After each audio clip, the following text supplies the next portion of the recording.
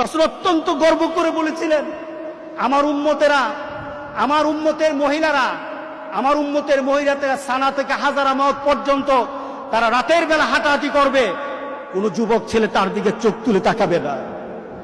আমার উম্মত, সে আমার উম্মত, সে আমার কলিজার টুকরা, সে আমার হৃদয়ের মানুষ, সে আমার উম্মত, সে আমার জান্নাতের আমার সাথী।